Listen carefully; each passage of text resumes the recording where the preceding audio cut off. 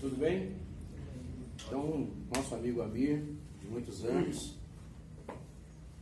Bem, então, pessoal, boa tarde a todos e a todas. Agradecer aí o convite do Carlão, do CCS. Lembrar que já faz 30 anos a primeira vez que eu pisei no CCS. Então, eu conheço muito tempo o Carlão. Conheci o Jaime, todo o pessoal que, de alguma forma, voltou com o CCS em 1985, né? E eu sou uma figura que vive, né? Eu apareço aqui, falo algumas coisas, eu tenho o maior prazer de ver, gosto muito do espaço, né? E hoje, a ideia de um lançamento é discutir o livro, não era necessariamente lançar, porque esse livro eu preciso comprar para lançar ele. É uma situação que eu vou explicar um pouco aqui como é que funciona, né? Lá na Unesp, que é assim, os professores eles têm um edital, esse edital ele abre anualmente e nesse edital você pode tentar publicar um livro. Eles, segundo o que eu entendi, a editora Unesp manda para 2 professores fora da Unesp que vão ler o livro. E aí, se eles acharem que o livro tem alguma importância econômica, eles deixam claro isso, né? Ele vai ser lançado em e-book. Mas, se a pessoa, mesmo o e-book, ela quer esse livro aqui, se a pessoa mesmo quer, esse aqui é do Carlão, isso é de escultura, entendeu? Se a pessoa, ela quer comprar o livro, aí ela entra no meio de, tipo, uma gráfica que o site da própria editora Unesp manda, né? E aí ela pode comprar o livro. Só que eu particularmente não compro mais livro, geralmente eu baixo o livro, eu tenho aquele aparelhinho Kindle, e esse livro você consegue baixar ele, transformar ele em MOB e você consegue ler, por exemplo, né? E no tablet também dá para ler, enfim. Mas se a pessoa quiser comprar, compra. Eu acho o preço bastante caro que eles colocaram. Eles colocaram R$45 um livro de 130 páginas, sem figuras, sem mapa, sem nada. E você não tem como baixar esse preço, porque o preço é determinado pela gráfica, e não é determinado pela editora Unesp. Lá tem um outro livro que eu tinha publicado, que é o do doutorado, também, você consegue baixar. Um livro que tem 230 páginas, tem mapa, figura, eles estão cobrando acho que R$30. Então eu não entendi porque que esse aí é 45 e o outro é 30. Enfim, né? Bem, então esse livro, então, como estou dizendo aqui, ele tem a ver com o pós-doc que eu fiz na USP, acabei em 2016, sobre o Kropotkin. Na verdade, quando eu ia começar o pós-doc, eu tinha a ideia de trabalhar o Recrio Kropotkin, mas aí eu percebi que seria muita coisa para mim fazer. E eu optei em trabalhar o Kropotkin, que se o Recrio é pouquíssimo conhecido na geografia, né, o Kropotkin é praticamente inexistente, uma figura que não se fala. O Recrio ainda, algumas pessoas têm algum conhecimento, né? E aí, como essa semana estava acontecendo o Encontro Nacional da Pós-Graduação de Geografia, eu conversei com o Carlão e aí eu falei, vamos fazer uma fala sobre o livro no fim de semana próximo. Ele até falou, não sei como é que vai rolar, porque do 17 de setembro, sabe como é que é? Eu mesmo participo, né, cara, das... Eu vou lá. E aí eu vira muito cansado, né? Aí eu falei, não, Carlão, beleza, a gente faz do mesmo jeito, entendeu? E aí a ideia, então, a gente falar um pouco do livro, que é basicamente discutir os principais temas que o Kropotkin está trabalhando e que eu acho que são importantes tanto para a geografia quanto para o anarquismo, né? E, inclusive, eu acho que é um tema bastante, não muito discutido nos meios anarquistas, essa polêmica que ele vai trazer, né, no século XIX, a partir do livro dele, O Apoio Mútuo. Bem, então, o que me fez levar a fazer essa pesquisa, além dessa questão que eu estou falando da geografia, é querer entender porque a competição é algo meio que naturalizado na sociedade. Então eu queria entender quando é que as ideias de competição elas começam a ganhar hegemonia na nossa sociedade ocidental, né? E aí um cara importante para entender a partir disso, eu achei que seria o Kropotkin. Então eu vou pontuar as principais discussões que tem no livro, né, para a gente entender como é que eu cheguei a essa discussão. Primeiro, o que eu fiz? Eu fiz um resgate histórico. Eu queria entender como é que o Darwin chegou na ideia de competição, da luta pela sobrevivência, e como é que o Kropotkin, né, de alguma forma, também chegou na ideia do apoio mútuo. Inclusive, o livro Apoio Mútuo, que eu comprei a primeira versão, foi aqui no Centro de Cultura Social. O Centro de Cultura Social vendia uns livros em espanhol, isso há muito tempo atrás. Quem me vendeu foi o Martins, né? E a partir daí, eu falei, eu vou querer entender como é que se faz como é que essas ideias estão sendo construídas, né? E aí eu percebi o quê? Que o próprio Darwin, ele vai fazer uma citação do Malthus. Então ele vai se remontar ao Malthus, dizendo que quando ele leu Malthus, ele viu que na natureza, aquilo que o Malthus fala para a sociedade humana acontece. Ele diz isso abertamente. O outro cara, o Alfred Wallace, que de alguma forma está discutindo a evolução no mesmo período que o Darwin, também faz menção ao Malthus. Aí eu fui ler o Malthus. E quando eu li o Malthus, eu me dei conta de que o livro do Ensaios sobre a População do Malthus é quase 7 capítulos atacando o William Godwin. E ninguém fala isso na geografia. Por exemplo, tem um livro que se chama Geografia e População, que fala do Malthus, da professora Amélia, e não se fala do Godwin. Aí quer dizer, o Malthus fez o livro praticamente para atacar o Godwin. Aí eu fui, e eu já conheci o Godwin, né? O Godwin é considerado pelo próprio Kropotkin no Verbete Anarquismo um dos pais fundadores do anarquismo, vamos dizer assim, né? Apesar dele nunca se considerar como anarquista, se chamar anarquista, porque também essa palavra não existia na época dele. O Godwin é mais conhecido porque ele é pai da Mary Shelley, né? Que fez o Frankenstein, né? Entendeu? E que a mulher dele também é uma das primeiras feministas, que é a Mary Wollstonecraft, que também tem um livro muito interessante, porque ela faz porque nesse meu período aí, são vários caras discutindo, é muito interessante, você vai atrás, são vários caras discutindo, John Locke, David Ricardo Levy, pessoal, Malthus, William Godwin, Edmund Burke, tá, também nesse período lendo, essa galera ficou discutindo entre eles, né, e tem uma mulher no meio deles, que é Mary Wollstonecraft, que ela vai fazer um livro sobre reivindicações das mulheres, por quê? Porque o John Locke, ele fez um livro, né, Os Direitos do Homem. E ela fala assim, esse direito do homem não tem nada a ver com a mulher, né? Porque a ideia do homem é o homem universal, né, que se chamava na Revolução Francesa. Ela fala, não, eu li o livro, não tem nada a ver. Então ela faz um livro se contrapondo ao livro do John Locke. Aí eu fui, né, atrás. Bem, primeiro eu percebi o seguinte, não é à toa que o Kropotkin se remonta ao Godwin. Quem lê Godwin, e também não sei porquê, não tem nenhuma tradução em português do Godwin. A mais próxima da língua portuguesa é uma tradução em espanhol, que tem dele, também, eu acho que já, né, alguém do grupo, os anarquistas, enfim, deveria, porque é muito interessante. E qual que é a ideia, né? Então o Godwin, ele tá escrevendo um livro sobre inquérito de justiça política, ele está fazendo uma crítica às instituições daquele momento na Inglaterra, né? Ele propõe, então, a educação como uma possibilidade de transformação, isso é interessante, no final do século XVIII, no século XIX. O Malthus vai ler o William Godwin e vai fazer vários ataques a ele, nesse livro, Ensaios sobre a População.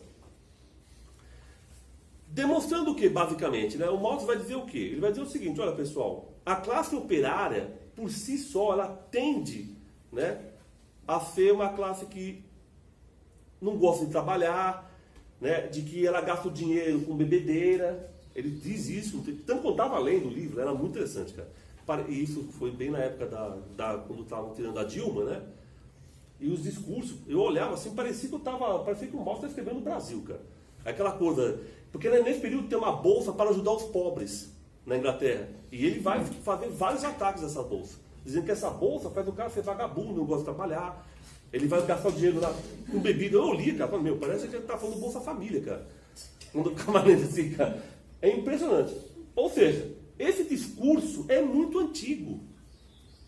Conservador que fala que o pobre é desse jeito porque ele não luta, porque ele não batalha. E o Malthus é um dos caras principais nisso aí. E aí ele vai atacar o Godwin justamente porque o Godwin tem ele não fala abertamente da classe operária, mas ele tem uma ideia de que as sociedades humanas podem progredir e esse progresso vai fazer uma sociedade mais igualitária, né?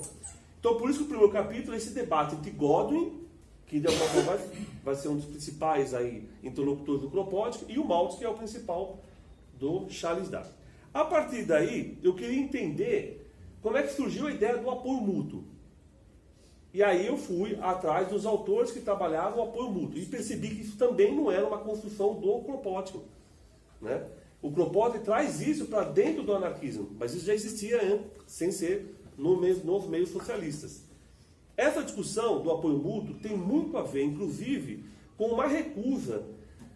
E aí, essa recusa acontece na Rússia, principalmente, mas também acontece na Alemanha, mas o time alemão é o cara mais, né, indicado. Mas eu li que na Alemanha também é uma recusa ao darwinismo, né? Inclusive o Nietzsche faz uma crítica ao darwinismo, dizendo, e na Alemanha, assim, o Goethe já falava disso muito antes do Darwin. Então eu percebi o quê? Que tanto na Rússia como na Alemanha existia uma coisa meio tipo geopolítica da seleção natural. Eles não falam, não, isso é uma ingerência britânica dentro desses países. Nós não queremos isso, né? Eu não aprofundei muito na Alemanha, mas aprofundei mais na Rússia. E na Rússia qual que é a ideia? A ideia é, o povo eslavo, ele é um povo, de alguma forma, afeito à colaboração, à solidariedade. E aí isso parte tanto dos socialistas, aqueles populistas russos, chamados populistas russos, né, que depois vai dar no Partido Socialista Revolucionário, que na Revolução Russa foi dividido em dois, o de esquerda e de direita, mas eles são populistas. Eles não são marxistas, eles acham que a Revolução parte do campo. São os Narodnik. Isso, Narodnik, entendeu? Eles fazem... É uma intelectualidade russa que estão nas universidades, inclusive algumas mulheres já estão nas universidades, e eles saem das universidades e vão para o campo. Eles vão querer, tipo, instruir os camponeses. E eles percebem o quê? Que os camponeses já têm uma forma de organização comunitária, comunalista. Então, os Narodniks, né, os socialistas, os populistas russos, eles vão dizer, olha, a Rússia já está pronta para a revolução, para o socialismo. Por quê? Porque o povo russo, do campo, se organiza de uma forma comunitária, que são chamados Mir, né, que é tipo uma comuna de organização camponesa, que vai ser, de alguma forma, atacada quando você tem a libertação dos servos. É interessante isso. Enquanto tinha os servos, essas comunas existiam. Bem, e os de direita, vamos dizer assim, os conservadores que apoiam o czar, também dizem que o povo russo é dado a essa questão da solidariedade, e eles consideram o czar o máximo da solidariedade. Tipo, o representante básico da solidariedade é o czar. Olha que interessante. Então, tanto os socialistas quanto os conservadores, eles têm uma ideia da solidariedade e criticam o quê? O darwinismo, que é uma ingerência britânica. Tipo assim, olha, o que os ingleses querem? Eles querem que a gente entre nessa loja competitiva. Mas isso não nos interessa. E se a gente entrar, a gente vai se dar mal. Então começa a haver um ataque a isso, né? Não significa necessariamente que as ideias darwinistas não entrem, elas vão entrar, essas ideias darwinistas, não vou mostrar isso, né? Inclusive os marxistas vão se apropriar das ideias, isso é muito interessante. O Plekhanov, que é um dos principais marxistas, né, russo, considerado o pai do marxismo russo, por alguns, né, ele vai pegar as ideias do Darwin e vai, da mesma forma que o Marx tinha feito, né, ele vai dizer o seguinte, olha, o que o Darwin está falando no mundo animal acontece no mundo que a gente vive, que é o quê? A luta de classes. A luta de classes é uma luta natural. É um pouco que o Marx tinha feito, o Plekhanov vai trazer para a Rússia, né? Enfim, um dos caras que vai fazer essa crítica ao darwinismo a partir de uma ideia mais biológica, vamos dizer assim, é um cara chamado Karl Kessler, que é um nome de origem alemã, mas ele é russo, né? Porque o pai dele era alemão, era prussiano, né? Depois foi para a Rússia, trabalhou na Rússia e teve filho do nome alemão. O Karl Kessler, ele vai fazer uma palestra sobre o apoio mútuo dentre os animais. E aí o Kropotkin vai assistir essa palestra, porque o Kropotkin também, só para fazer, não sei se todo mundo tem ideia de quem que é o Kropotkin, porque a gente está num espaço aqui, eu imagino que, né? Mas só para fazer uma parênteses aí, o Kropotkin, ele é, num primeiro momento, um cara da aristocracia, ele é príncipe, né? Ele é da família que vai gerar a Rússia, a família Rurik, né? Que depois, só no século XVI, depois vai estar outras famílias, como a última família, que é a Romanov. Ele é um cara, se você ler a biografia dele, ele é um cara que está muito próximo ao czar, o Kropotkin, né? Então, no primeiro momento, o que ele faz? Ele trabalha como ele entra num corpo de pajens, que é um corpo militar, ele já tem uma patente, então com essa patente ele vai fazer trabalhos geográficos na Rússia, na região dos Urais, né? E quando ele faz isso, o Kropotkin, ele tem contato com essas populações e ele tem contato também com a fauna e a flora da região. Ele lê o livro do Darwin, ele tenta achar, então você vê a biografia dele, eu tentei a todo momento na Sibéria achar onde estavam aquelas discussões do Darwin, ele tem essa preocupação, né? Nesse momento ele toma contato com o anarquismo, ele lê um livro do Proudhon, no Canadá, para ler um livro do Proudhon, ele lê, aí ele se transforma em anarquista, ele é perseguido, ele vai ficar preso durante um tempo, né? Depois ele vai conseguir fugir, mas nesse período aí ele toma contato com esse Karl Kessler também, e aí ele tem essa palestra. E aí o que eu percebo, né, o Kropotkin nessa história toda? O Kropotkin vai tentar associar o que já existe na Rússia, de uma coisa tipo do comunalismo, dessa coisa da solidariedade que ele vê nas populações, com o anarquismo. Então ele vai tentar mostrar, olha, dar uma versão tipo científica para o anarquismo, a partir dessas ideias do apoio mútuo, que é o quê? Se nas sociedades, na natureza, existe a solidariedade, logo, o que é o elemento estranho aí é a competição do Kropotkin. Logo, o que ele quer dizer? Olha, quer dizer o seguinte, olha, o caminho da humanidade é o que tem na natureza, que é esse caminho da solidariedade. Então ele vai tentar dar um arcabouço científico para explicar a solidariedade. Então ele vai fazer isso. E fazendo isso, ele vai, obviamente, né, trazer para dentro do anarquismo uma discussão que já existia na zoologia, principalmente lá na Rússia. Bem, aí ele vai para a Inglaterra, o Kropotkin, ele vai ficar, né, a maior parte da vida dele, no final da vida dele, ele fica na Inglaterra, depois ele volta contra a Revolução. E na Inglaterra, ele vai ser muito conceituado, ele escreve em várias revistas que existem, por exemplo, até hoje, como a revista Nature, né? Ele vive disso, basicamente, ele vive de escrever, porque, né, ele é um exilado político. Né? Bem, na Inglaterra, ele vai participar, então, de debates que acontecem na Sociedade Geográfica de Londres, que é a principal sociedade geográfica, inclusive com um geógrafo, como Mackinder, enfim. E o que é interessante? O Kropotkin ele começa a desenvolver cada vez mais essa teoria do apoio mútuo que ele tinha visto a partir da palestra do Karl Kessler que aconteceu na Rússia. Só que nesse momento, pessoal, na segunda metade do século XIX, começam a surgir os darwinistas que vão tentar, né, de alguma forma, colocar em prática as ideias do Darwin de uma forma sistemática, no sentido de dizer, olha, a competição, a luta pela sobrevivência é algo natural. Ou seja, nas sociedades humanas também a luta pela sobrevivência vai acontecer. Então, a competição é algo natural. Não tem como você acabar a competição. Por quê? Porque isso está na natureza. Ele vai ler o livro de um cara chamado Thomas Huxley, que é conhecido mais pelo neto dele, que é o Aldous Huxley, do que pelo Thomas Huxley, né? Que é interessante, porque o Thomas Huxley é hiper mega conservador e o Aldous Huxley é anarquista, né? E o Thomas Huxley é o cara que, de alguma forma, debate as ideias do Darwin, porque o Darwin era muito tímido. Né? O Darwin era muito tímido. Então o Darwin ele não ia debater. E quem fazia esse debate, quem levava essas discussões à frente, era o Thomas Huxley.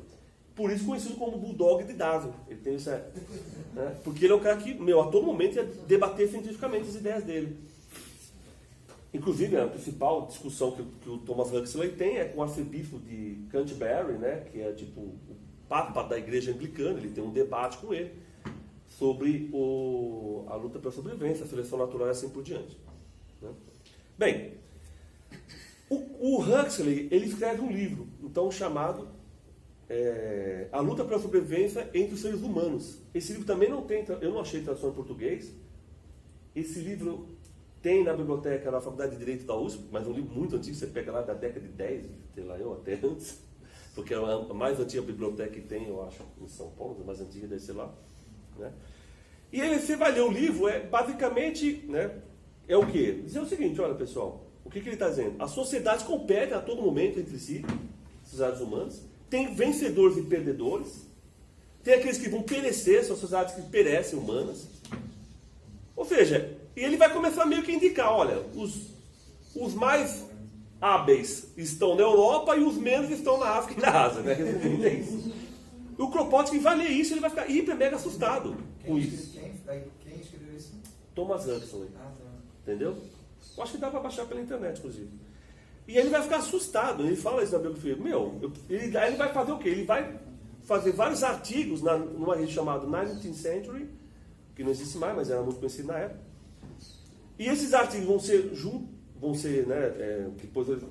colocados num único livro, que vai ser o nome de O Apoio Mútuo. E aí ele vai mostrar o quê? Ele vai tentar mostrar que, tudo bem, existe a competição entre os seres vivos. Ele não vai negar que não existe competição, o Kropotkin. Só que o principal fator de evolução não é a competição, mas sim a solidariedade.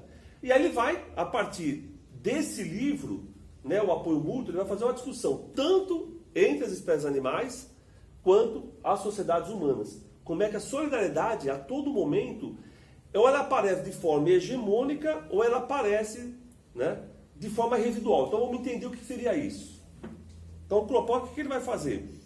Ele vai olhar para a natureza e vai dizer o seguinte, olha, tudo bem, existe uma competição, mas como é que se dá essa competição? Essa competição se dá principalmente entre as espécies diferentes. Então, entre espécies diferentes existe uma competição, mas entre espécies o que predomina é sempre a colaboração. Então, essas espécies estão sempre colaborando entre si para sobreviver.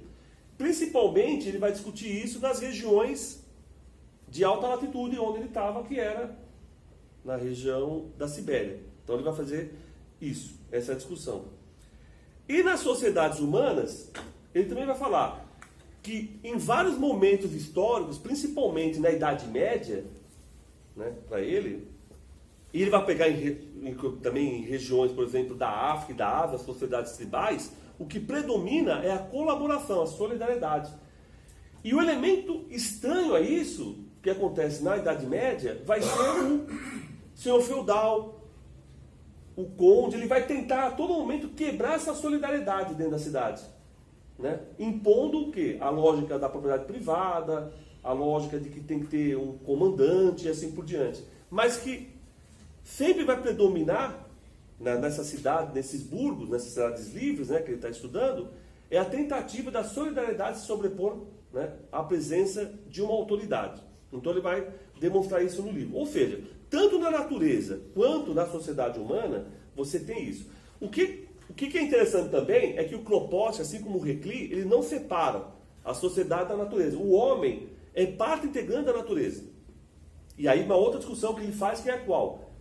Não é o homem que inventou a solidariedade estava lá.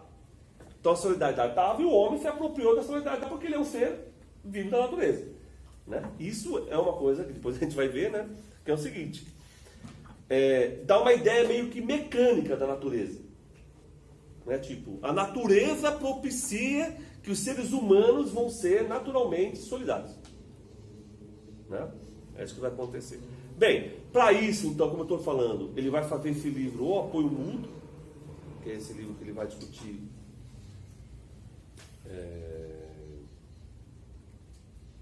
a solidariedade, né? E aí ele vai, na minha avaliação, ele é um dos primeiros caras a trabalhar território. Quer dizer, é uma coisa, parece que território na geografia é muito recente. Ele é um cara que já está falando de território dentro do livro dele, O Apoio Mútuo.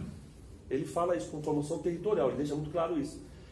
E ele fala de territorialidade, né? O time que trabalhou com jovem, que trabalha com territorialidade, ele fala abertamente, assim, você vê, ele não fala o nome territorialidade, mas todo momento ele fala que as pessoas estão se organizando dentro dessa perspectiva territorial, criam territorialidades, e essas territorialidades solidárias, a todo momento, elas tentam bater de frente com essa hegemonia competitiva, né?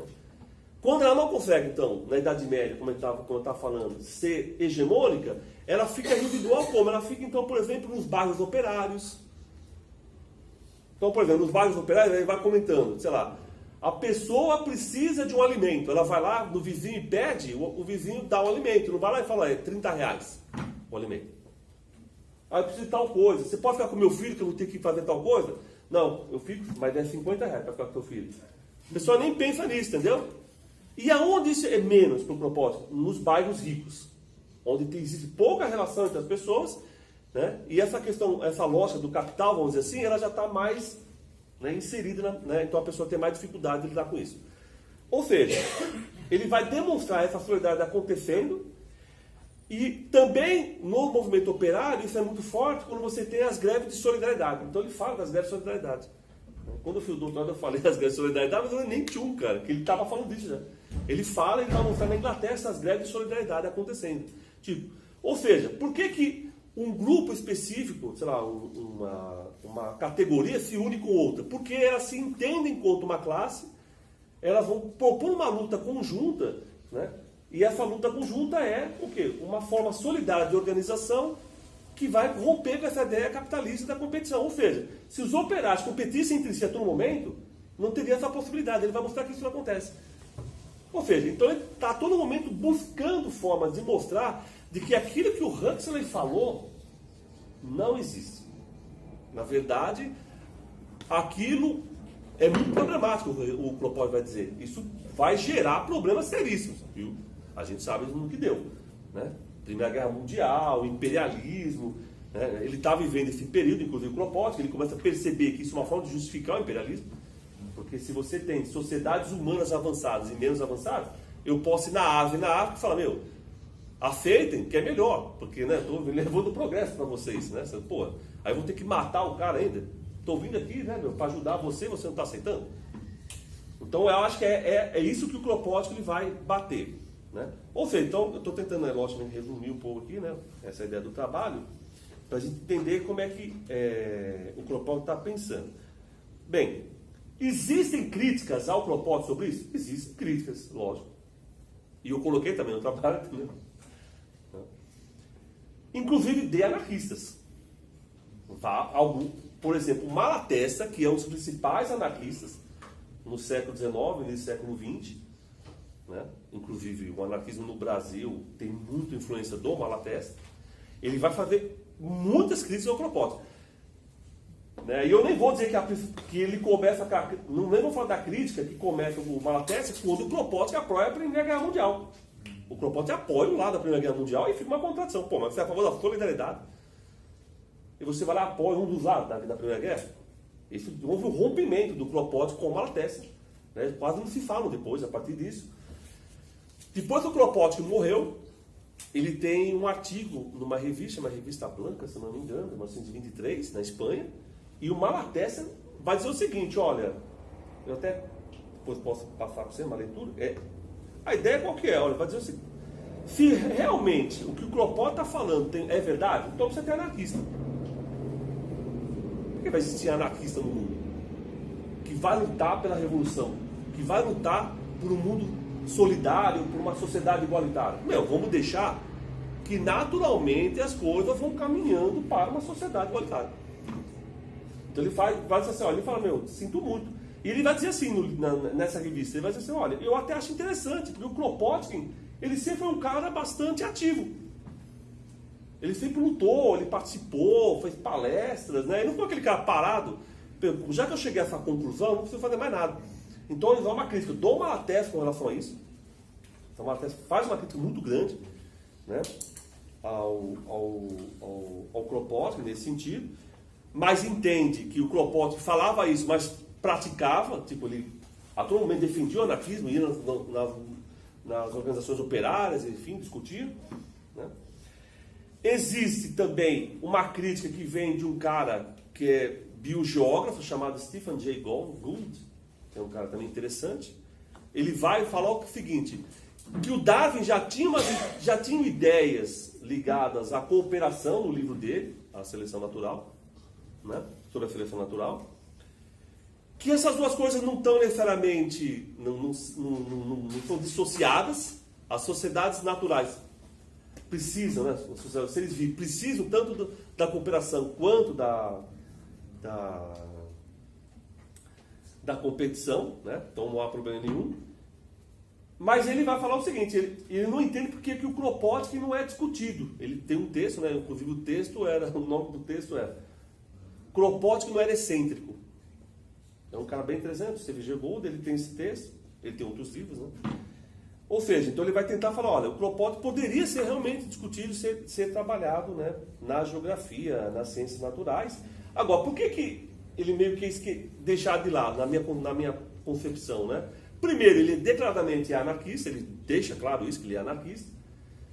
O anarquismo no século XIX e no início do século XX, nesses debates científicos, é sempre visto como não científico, como tipo assim, uma coisa voluntariosa, espontânea, isso tanto pelos conservadores quanto pelos marxistas, né?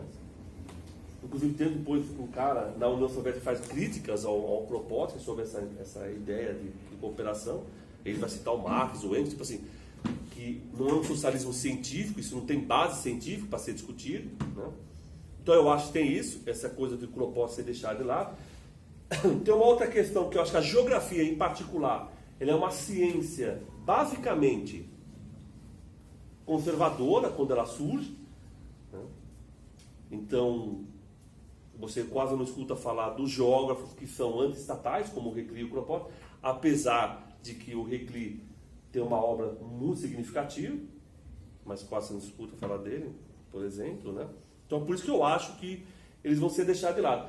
E o interessante é que tanto o Kropotkin quanto o Reclus, mas aí pensando no Kropotkin que a gente está discutindo aqui, ele tem uma preocupação com o ensino de geografia. Ele tem um livro, que é como deveria, tem aqui, né? Como deveria ser a geografia, que foi traduzido, né? Traduzido por um grupo anarquista. Por quê? Porque eu só conheço uma pequena tradução desse livro que saiu na década de 80, na USP, mas não saiu inteiro, que é uma resposta a um geógrafo, que é um Mackinder, foi uma resposta que o Kropotkin fez a ele. Que também dizia o quê? Que a geografia era para elite intelectual ou elite econômica. Então ele vai fazer uma resposta, o que deveria ser a geografia por causa disso. Que é trabalhar a geografia, então, dentro dessa perspectiva solidária, né, do apoio mútuo que o Kropotkin está pensando. Então, os alunos trabalhar a geografia junto com o professor, os trabalhos de campo partirem dos alunos para o professor, enfim, né? Então isso é um pouco, né, que eu queria comentar com vocês, que está perpassando a obra aí, o trabalho, né, que eu fiz sobre o Kropotkin. Ele é um trabalho inicial, porque quase ninguém está muito falando do Kropotkin, então eu queria, né, introduzir pelo menos as ideias dele, né? E eu queria também discutir falar um pouco de como está sendo o meu trabalho na universidade a partir dessa perspectiva anarquista do Kropotkin e de outros, né? Como é que eu estou desenvolvendo lá? Porque também tem qual a crítica também que a gente recebe muito? É porque os anarquistas, eles têm uma teoria muito legal, mas a prática, não tem. Entendeu? Um dia vai acontecer isso que vocês estão falando, mas não é agora. E aí eu estou, de alguma forma, tentando, dentro das minhas possibilidades, porque obviamente, né, eu estou dentro de uma universidade que os marxistas já acham que os anarquistas incomodam e os conservadores nem sabiam que existiam os anarquistas. Entendeu? Tem essa também, né? Então, eu acho que eu mais me incomodo com os marxistas do que com os conservadores, porque eles estão mais preocupados com o PT, entendeu? E assim por diante, né? Enfim, aí lá o que aconteceu é que existe até o final do ano um projeto chamado PIBID, que é um programa, né, que começou no governo do PT, continuou uma certa dificuldade no governo Temer, e agora só não acabou porque ele vai ter que acabar com 90 mil bolsas de uma vez, ele, né, já está com muita dificuldade de acabar com essa CNPq. Então ele resolveu não mexer por enquanto, mas efetivamente ele acaba em janeiro de 2020, esse projeto que ele começou em junho e julho. O que aconteceu? Eu estou no PIBID há 3 anos, então eu peguei desde o período do PT quanto agora. Quando eu entrei no PIBID, ele já estava acontecendo lá na Unesp, e basicamente era como, né? A professora chamava os alunos do PIBID, que são os bolsistas, todo mundo tem uma bolsa, e aí os alunos tinham que trabalhar nas escolas, tal, levar, fazer... a ideia do PIBID é que os alunos nas escolas, eles... Antes, como é que acontecia, né? Eles tinham que fazer o estágio, e no estágio eles aprendiam a dar aula. A ideia do PIBID é que você já vá antes de fazer o estágio. Então você fica com o professor, ajuda o professor, e você, com o professor, começa, né, a dar aula para você, depois, quando você começar a dar aula, ser um professor, você já teve essa experiência, né? Só que era assim, as reuniões eram, quase todo mundo aparecia, porque ela passava uma lista, e todo mundo assinava a lista, né? E quem não assinava a lista, ficava aquela coisa, você não assina, pode perder a bolsa. Só que aí eu percebia, as pessoas ficavam assim, não. Olhando para a parede, né, cara? Porque, ninguém estava lá porque queria, necessariamente. Se sentia obrigado a ir. Aí eu propus para ela, falei, você tá achando que tá legal isso aqui, cara? Ela falou, mais ou menos, né? Não sei, né, cara? Eu falei assim, na boa, eu acho que os alunos estão aqui porque eles têm bolsa, cara. E aí você está meio que dizendo, olha, se eu cortar sua bolsa, se você não vier, eu corto sua bolsa. Você não fala explicitamente, mas eles vão entender isso. E aí eles não têm participação efetiva. Aí o que a gente propôs? Tá, vamos propor então o seguinte, de que os alunos do PIBID, nesse primeiro grupo, por aula tem um segundo, né? Esses alunos do PIBID não vão mais passar a lista, só que aí eles participam mais efetivamente. Tipo, vai ter um momento que eles vão discutir entre eles, sem a gente. E, se eles quiserem falar mal da gente, eles podem falar, mas eles vão construir. O que eles querem fazer com o PIBID junto com esses alunos das escolas? A gente propôs, eles começaram a vir mais, aluno que não vinha começou a aparecer, entendeu? Tipo, não corria o risco de tirar a bolsa, e mais interessante, eles marcavam reunião sem a gente precisar falar para eles. Tipo, vamos marcar reunião todo dia. Eles reuniam entre eles, e depois marcavam uma pessoa, a gente marca uma reunião entre a gente, e a gente quer conversar com vocês sobre o que está acontecendo. Então, deu uma outra dinâmica para o PIBID, que eu mesmo fiquei surpreso, porque eu não imaginava isso, porque tem aquela coisa, se der errado, ferrou. Eu vou falar assim, tá vendo, não dá certo. Aí, cara, eles dão o medo de mandar. Agora, não é uma coisa tão tranquila. Por quê? Porque é difícil mesmo, porque você tem uma mentalidade de que você tem que obedecer sempre. Manda e obedece, então você quebra com isso. É um processo.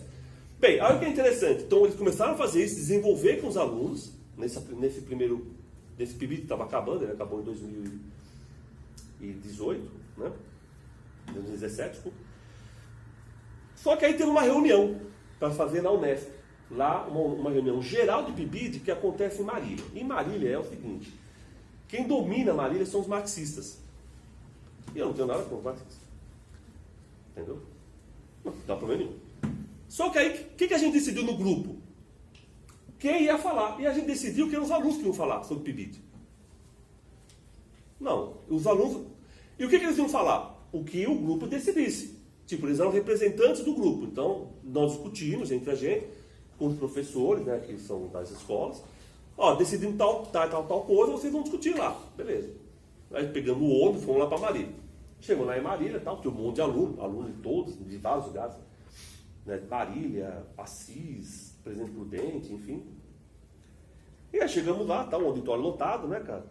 Chegamos, a professora chegou e falou assim, e agora primeiro, antes de começar os debates, a gente vai ter a apresentação do PIBID, então vocês vão lá na frente. Eu falei, não. Falei, por quê? Não, porque a gente decidiu quem vai falar são os alunos. Ela falou, não pode. Eu falei, por que não pode? Não, porque tem que ser os coordenadores. Eu falei, a gente decidiu lá que quem fala são os alunos. Aí deu esse embrolho, aí o time conhece a Carla, que estava junto, foi lá, falou 10 minutinhos, voltou. Aí o que acontece é a apresentação do PIBID, geral. Essa apresentação geral era assim, o professor ia lá, e os alunos do PIBID do lado dele. O professor falava, os alunos ficavam quietos. Aí acabava, os alunos iam embora. E os outros ficavam assim, os outros alunos. No celular, não tá nem aí, né, cara? Aí quando foi Ourinhos, não foi nenhum professor, foram os alunos. Foi muito legal, porque aí os alunos ficaram tudo assim, ó. Pela primeira vez eles viram os alunos na frente. Esses alunos do PIBID começaram a falar, os alunos que estavam no auditório começaram a completar o que eles falavam. Então, tipo assim, ele falava, então, vai tal coisa também, e começou a discutir, ficou uma discussão entre os alunos do auditório e os alunos dele. Isso foi muito legal, porque quando acabou tudo, nós fomos ter, tipo, teve um intervalo, fomos comer, os professores vieram falar com a gente. É bom fazer assim, né, amigo? Eu falei, por quê? Porque vocês não trabalham. Quer dizer, olha que maluco, né, cara? Tipo, você deixa de ser coordenador. Né? Porque os alunos trabalham para você. Eu falei, não tem nada a ver isso daí. Né? E aí, o que é interessante? Nas reuniões que tiveram, reuniões pequenas, com os alunos de outras turmas, né? Eles vinham falar para a gente que eles estavam lá, os professores marxistas, tudo, mas eles não tinham voz nenhuma. Eles eram obrigados a cumprir o que o professor mandava. Então a gente percebeu que foi um dos poucos PIBIDs na qual havia esse rompimento. Esse PIBID agora, de 1 ano e meio para cá, foi um PIBID do aluno do primeiro ano. Então é muito mais complicado, porque eles já vêm meio que com esqueminha na cabeça dele da escola, de não fazer nada. Eles acham que tudo o professor tem que fazer, porque eles na escola quase não estavam fazendo, né? A gente também começou com isso. É um trabalho um pouco diferente, né? Porque esses alunos estão, obviamente, iniciando. No começo, às vezes, alguns alunos faltavam. Aí eu cheguei e falei assim, peraí, se o aluno falta, e existe um acordo coletivo aqui, então ele vai ter que mandar para o grupo por que ele vai faltar. Então ele vai ter que explicar, ou se ele uma coisa pessoal, ele manda para mim, né? Pelo menos para a gente. Daí eu falo, ó, ele teve uma coisa pessoal, não acho legal falar, mas ele deixou claro, porque senão, assim, cara, se é um acordo coletivo e eu não venho, por que eu tenho que vir? Aí eles começaram a entender isso. Às vezes faltava um outro aluno, algum outro do grupo falava, não, professor, agora você tem que cortar a bolsa. Aí eu coloquei para debater. Por que a gente acha que quando um falta, o outro falta, tem que cortar a bolsa? Aí, então era mais estressante, porque os alunos vêm e ficavam dentro da mão, cara. Ficavam assim, o senhor que está fazendo isso, professor. Aí por que ele não vem, entendeu? Então vamos discutir. Como é então? Ou seja, é um trabalho difícil, cara, porque na verdade, para mim, eu nunca tinha colocado isso em prática, né? É aquela coisa, você fala uma coisa, mas você colocar em prática é bem diferente, né? Mas eu acho muito legal. Eles estão conversando com os outros PIBIDs da região, não acontece isso, eles falam assim, não, os outros PIBIDs é tudo autoritário, ninguém discute, né? E aí, nós estamos propondo o que agora? De que exista um acordo entre nós e os alunos da escola. Como é que é esses acordos? É assim, a gente chega na sala de aula, os alunos do PIBID, e pergunta para os alunos da escola, fala assim, o que vocês querem aprender? Não, eu quero aprender, o que vocês querem? Não de geografia, o que vocês querem aprender? Eu quero aprender funk.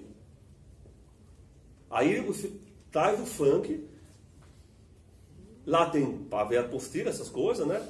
Principalmente na prefeitura, lá tem a apostila do SESI. Então a gente olha lá o que tem o caderninho lá. Sei lá, tem que discutir relevo, por exemplo. Como é que a gente associa funk com relevo? Aí a gente faz isso, associa funk com relevo, por exemplo, e volta para eles. Entendeu? Tipo, ou seja, os alunos da escola, eles têm uma aula de geografia naquilo que tem no caderninho, mas a partir dos interesses que ele também tem. E aí, o que a gente pensou sobre isso foi o quê? Não dá para sabotar, cara. Chegar e falar, eu não vou usar o caderno. Porque isso é obrigado. Só que existe um jeito de você fazer isso. Você tem que criar uma situação que eu vou fazer do meu jeito aquilo que você quer que eu faça. Aí você, de alguma forma, meio que minimamente rompe com isso. É muito legal, pessoal, porque não dá para dizer que os alunos são anarquistas, nem que eles viraram anarquistas, né? Não. Tem alunos lá que são petistas, alunos evangélicos, vários alunos evangélicos, né? Mas eles entenderam o quê? Que daria para você fazer isso, né? E eu nem toda hora fico falando que isso é anarquismo, se é anarquismo, não é, entendeu? Tipo, é uma discussão. Se a gente acha que tem que recuar, a gente vai recuar. Se a gente acha que tem que avançar, a gente vai avançar. Mas o que é interessante, nas últimas reuniões, vem muito aluno. E eles não param de falar. Entendeu? Tipo, tem várias ideias. Como é que estão discutindo para lá? Ou seja, eu acho que existia uma demanda para isso, né, baseando-se nessas discussões que a gente faz, do Cropot, do Recli, assim por diante, né, de trabalhar a geografia a partir dos interesses desses alunos, tanto do ensino fundamental e médio, que está nas escolas, né, quanto dos alunos da universidade. O que eu fiz recentemente para acabar nas minhas aulas é que, por exemplo, tem uns textos, né, eu dou os textos para os alunos lerem, às vezes não lê. Né? Aí eu falei, bem, você não quer ler o meu texto, não tem problema nenhum, às vezes realmente ler o meu texto deve ter muito chato. Então vocês trazem um texto que vocês acham que é importante discutir junto com o meu. Para fazer essa discussão do meu texto com os textos dos alunos. Então a gente discute o tema a partir dessa interlocução. Porque senão fala assim, porque na universidade é um problema, né? Tem professor que acha que a bolacha vai rechear do pacote e chega e fala assim, eu fiz doutorado. Entendeu? Tipo, você não tem condições de pegar um texto. Então eu faço essa discussão com eles. Enfim, acho muito legal nesse sentido de tentar colocar um pouquinho em prática aquilo que a gente aprendeu lendo o Cropot, o Recli e assim por diante. Né? Para não ficar, senão não vai ficar muito, eu acho, muito um discurso sem ter essa prática, né? Bem, aí só para fechar, né? Você fala, mas tem problemas? Lógico que tem problemas. A gente percebe a todo momento problemas, porque as pessoas estão todas condicionadas a receber ordens ou a mandar. Então, se quebrar com isso é muito difícil, né? Só que o que eu fiquei pensando no outro também tem problema. Então, por que no anarquismo não pode ter problema? Né? Tipo, aquela coisa, já que tem que ser perfeito. Não, tem que ter problema. A questão que eu levanto é como a gente resolve esses problemas. A gente sempre resolve ela de uma forma mais de conversar, discutir, assim, e eu acho que está muito legal, cara, porque nesse sentido da possibilidade da gente construir isso de uma forma coletiva, solidária e assim por diante, beleza? Então eu quis mostrar um pouco do que a gente trabalhou no livro e essas discussões que eu estou fazendo aqui na Unesp, né? Pra gente, enfim, pensar, porque o Carlão também já teve experiências, né, nas escolas, eu acho legal a gente socializar isso, beleza? Então é isso aí, pessoal. Obrigado aí a todos. Aí vocês podem aí fazer perguntas. Valeu. Com licença, meu nome é Guilherme, eu queria fazer duas questões aí, muito partindo dos conjuntos atuais, das dificuldades atuais do anarquismo e do contexto brasileiro, pensando no apoio mútuo. Uma delas, eu acho que não é só para você, né? É para todas as pessoas aqui, né? Para levantar o debate. Uma delas, né, é que eu estava conversando com uma pessoa que não é anarquista há algum tempo atrás, e falando sobre tretas, né, do anarquismo, daí a pessoa me falou, pois é, né, anarquista briga muito, vocês estão sempre brigando com o outro, rachando e tal, não sei o quê. E aí, né, eu fico pensando como a gente pode pensar isso, né, se há, o que há de anarquismo aí, também acho que é importante a gente se separar das pessoas com quem a gente não quer estar, né, acho que isso também é anarquista, mas como pensar isso a partir do apoio mútuo. E aí uma pergunta mais específica aí sobre o Huxley, como ele usa a crítica do apoio mútuo para defender o racismo. Bem, eu acho que é mais fácil pela última. O Kropotkin lê o Huxley e faz uma resposta a ele. O Huxley simplesmente, eu não consegui ver em nenhum lugar, cara, de que ele leu o Kropotkin e fez alguma coisa.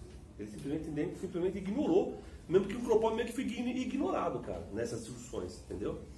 Porque eu acho que o Huxley, as ideias dele, tem um fundamento que é o quê? Cai com uma luva para o que está acontecendo no século XIX, que é o quê? O imperialismo, assim por diante, entendeu? Então o Huxley basicamente não leu. Agora, sobre aquilo que você tinha, eu não entendi essa, segundo você, das divergências dos anarquistas. Assim, eu estava contando um caso, né, e aí a pessoa me falou, realmente, né, os anarquistas brigam muito, estão sempre tretando, Mas não vejo problema também. E assim, como eu pensar essa situação a partir do apoio mútuo? Cara, mas eu não, por exemplo, eu acho que existem, isso que é meio histórico, vamos pegar a greve 17, né? Na greve 17 você tem lá anarcocomunistas e anarco-sindicalistas, eles vivem brigando, cara, antes de ter a greve 17. E depois eles basicamente estão juntos, cara.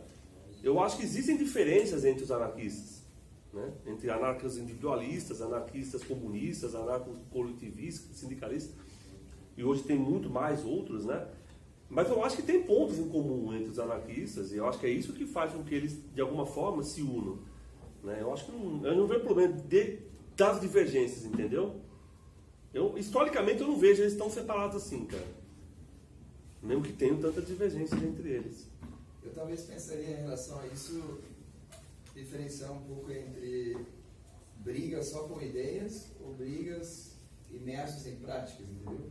Se a gente diferencia, porque eu sou do Rio, a gente faz muito trabalho de base na favela, por exemplo, né? Mora lá, faz as coisas, e a gente, por exemplo, discorda de muita coisa que acontece onde a gente trabalha, mas a gente faz simplesmente do nosso jeito, e isso é uma expressão.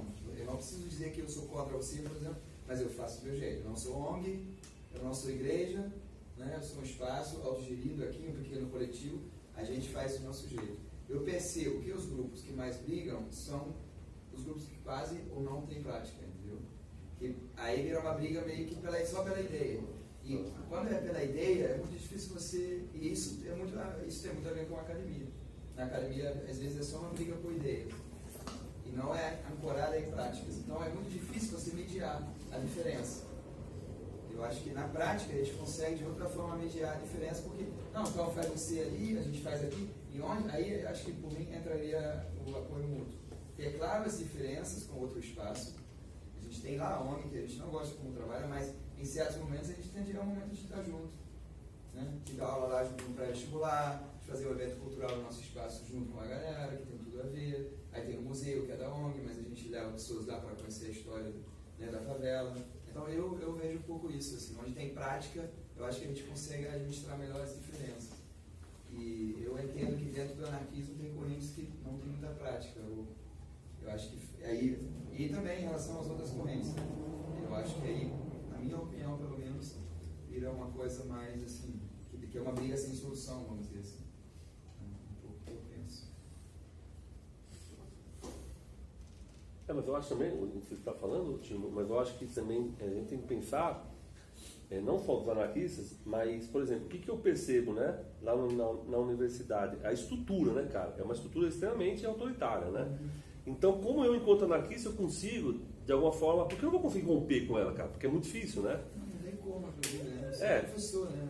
Então, é difícil. Então, mas eu acho que tem como a gente fazer coisas, cara, que minimamente vão subverter, entendeu? Mesmo que as pessoas assim achem que não está acontecendo nada. Mas, por exemplo, você fazer, os alunos ali têm uma outra perspectiva do que seria isso. Né? Então, eu acho que... Você comentou sobre a experiência do PIBID, né? Eu acho que foi uma das experiências mais interessantes que teve ultimamente, foram esses 5 anos, né? Eu tive muita dificuldade em trabalhar com os professores supervisores. Eu queria saber como é que se deu essa relação, porque você está propondo uma prática, né, que vem da universidade, mas aquele espaço ele também já está consolidado, né? Então, como vocês articularam essa prática em um espaço que tem também as suas formas, né? E como é que fica a relação? O professor acatou, a turma acatou, como é que se deu essa relação da universidade? Tá. Você dá a turma dos alunos do Fundamental e Médio? Como é que se deu a relação da universidade com esse espaço escolar, porque já existe o seu própria relação dinâmica e ao mesmo tempo, assim, professora, eu, por exemplo, fiz projetos para trabalhar com gênero e os professores não quiseram trabalhar. E foi difícil essa relação, porque eu sou da universidade, eu estou indo para um espaço escolar que já existe a dinâmica, né? Como é que se deu isso sem ser de forma autoritária, sem ser de forma que atropelasse nessa dinâmica?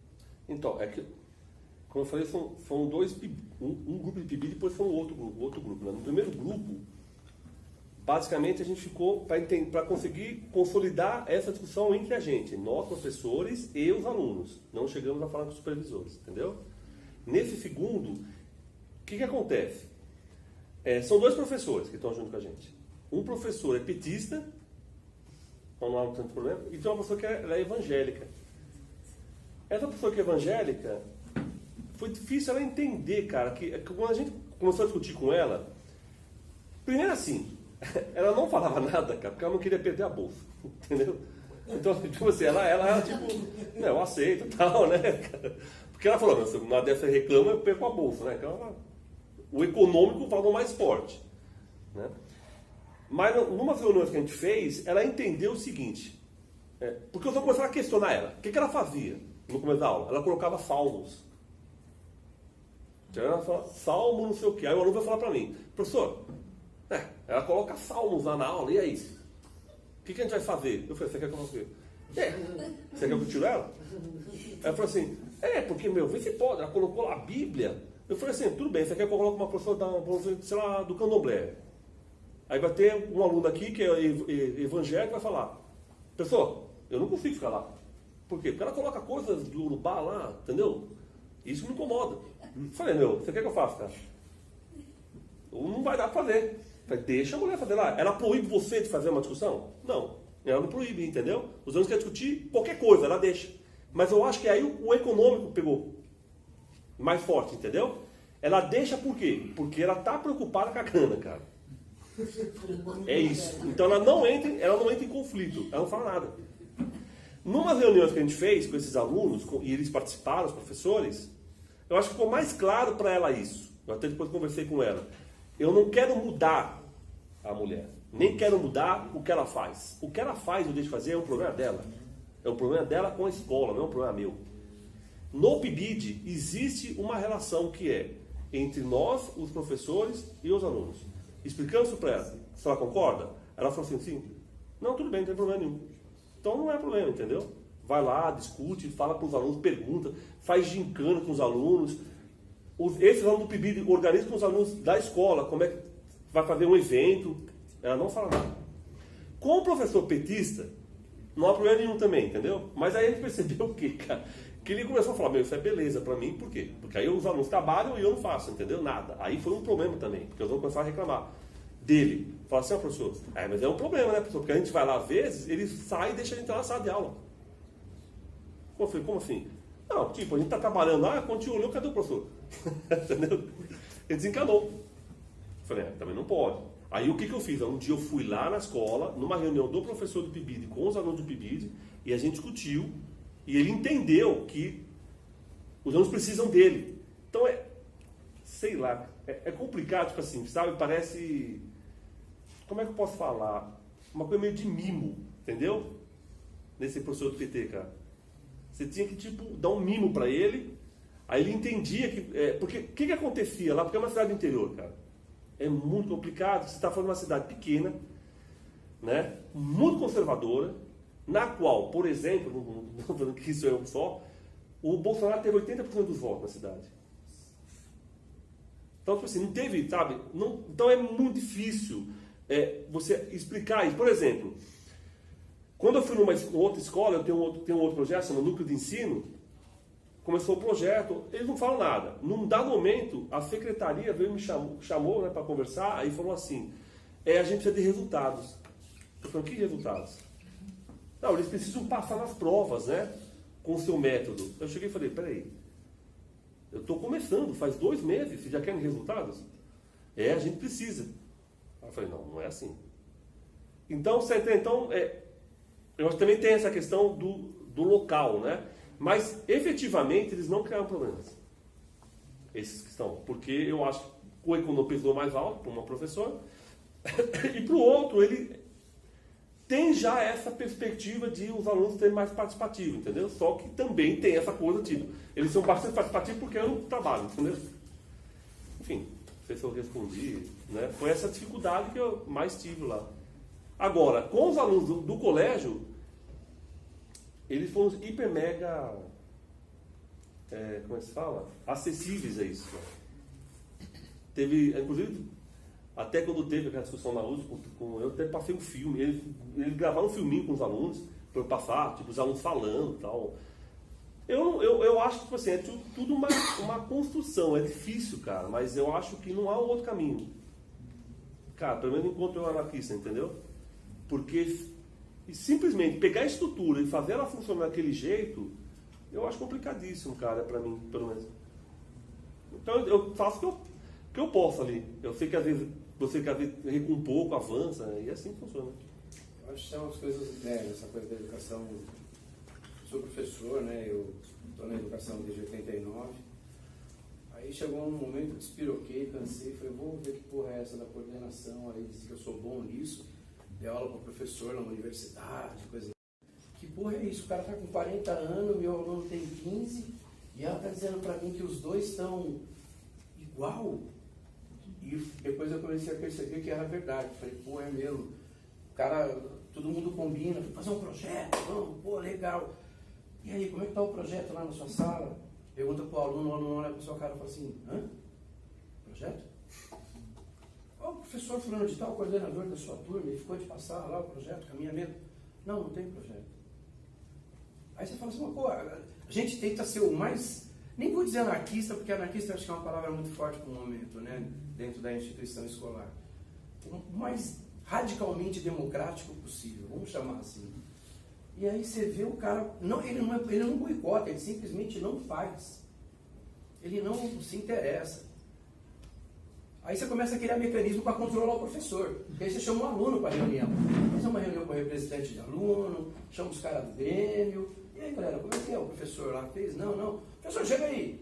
Pô, os meninos aqui estão falando que o senhor não fez, como é que é? Não, mas eu tentei. Vocês não deixaram eu explicar. E aí você vai e você fala, puta, mano, que bagulho difícil esse negócio aqui. E na verdade o Estado não está lá. O governador não está lá, o secretário não está lá, dirigente de ensino não está lá. Se você quiser plantar bananeira na sala de aula, mano, ninguém está nem aí. Tanto é que eu nunca tive impedimento nenhum de discutir. Eu dei aula no internato, eu ensinava, porque lá eles são internos, eu ensinava as crianças do 6º ano, a usar preservativo. Porque eles são internos, e moram meninos e meninas. Eles vão engravidar uns aos outros ali. E nunca a psicóloga apoiou, a assistente social apoiou. A gestão anterior fazia eles comer pimenta, quando eles falavam palavrão. A gestão que assumiu depois deixava eu fazer isso. E com projeto, escrito, entregava, todo mundo lia, psicóloga, tudo. Ninguém nunca foi ler um relatório meu. Eu fazia relatório de tudo que eu fazia na sala. Mas é uma outra instituição, mas você também é empregado. Como anarquista, ninguém nunca me impediu, cara. Era um negócio... E eu chegava nos lugares, eu não falava que era anarquista, mas um dia eu me cansava e falava assim, mano, eu sou anarquista, não tô nem com esse bagulho aí não, moro.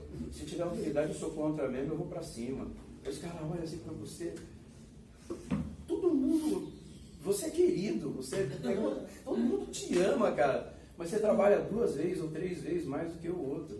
Você tem que ler, tem que preparar, tem que pensar no outro, se é adequado ou não. Quando vem a resposta do outro é difícil. Aí fui para a direção. Aí minha cabeça pirou, porque na direção eu falei, porra, mano. Aí você já chama o professor meio naquela, né? Aí senta aí. Pô, os moleques, vacinado aqui, os moleques falou, como é que é? Então, vai numa outra lógica diferente. Aí esse ano eu falei, eu não aguento mais esse negócio, vou voltar a dar aula. Fala pra sala de aula, mano. Pra sala de aula, tô lá, a molecada me adora, porque eu tenho esse vocabulário muito maluqueiro, então acho que eles se identificam. Depois eles ficam querendo olhar para minhas tatuagens, então acho que eles ficam um bom tempo prestando atenção na tatuagem e não na aula. Mas a aula flui, cara. Não, mas flui. E eles leem coisa e tal, e é muito doido. E aí no primeiro bimestre eu falei para eles fazer a autoavaliação deles. E é muito louco essa relação do ser humano com o outro.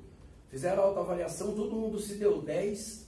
Todo mundo não, minto, muita gente. Aí eu peguei os registros que eu tinha e falei assim, mano, não é bom, não tô com a ideia aqui de sério agora. Você não vinha, cara, por que você deu 10 pra você mesmo? Mas tá de boa, não quero que você mude. Suave. Pô, você escreveu aqui, sempre faço as atividades, porque tem uma tabelinha.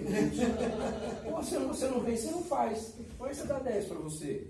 Mas eu não quero que você altere. Eu falei o seguinte, você vai em dupla.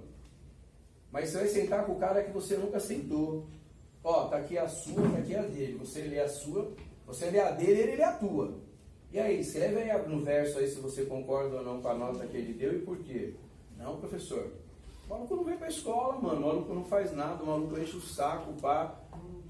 Taca a nota vermelha nele. Porra, mas é só isso também, então já resolveu o problema do mundo, né? A gente dá a nota vermelha pra ele, acabou, tudo bem. Mas assim, vai desde o extremo da generosidade ao extremo de querer ferrar, da filha da putice mesmo, de querer ferrar o outro. Né? E aí dentro dos próprios grupos de amigos que se protegem às vezes, dá uma fugida e alguém acaba querendo ferrar o outro, e é amigo. Muito doido. Aí no segundo bimestre eu falei, e não dá nem para tirar cópia para todo mundo, tem toda uma limitação de material. Tudo. Agora é só fazer a avaliação do meu trabalho. Mas eu falei, fazer não é, mano, fazer um documento lá, para que fica mais simples. Eles fizeram, eu falei, puta, eu vou ter que tabular 600 formulários, 600 questionários. Eu falei, não dou conta, mano, eu vou passar julho inteiro. Pô, vocês me ajudam a tabular o negócio? Ajudo. Vou tentar devolver um para cada um, mas não era obrigado a colocar nome, logo eu não sei quem vai pegar o qual, mas quem tiver nome eu chamo pelo nome. Entreguei. Aí, o professor participa, não sei o que, sim ou não? Levanta a mão aí quem colocou sim. Sim. Aí eu anotava lá na lousa todo o resultado. Ia conversando com eles, item por item, e tinha coisa assim, o professor usa tecnologia na sala de aula? Não. Aí alguém falava assim, peraí, o cara levou a gente para assistir o filme. Ele falou, pega o celular aí, acessa o site tal, aí Quem não tem, senta com quem tem e vamos ver agora.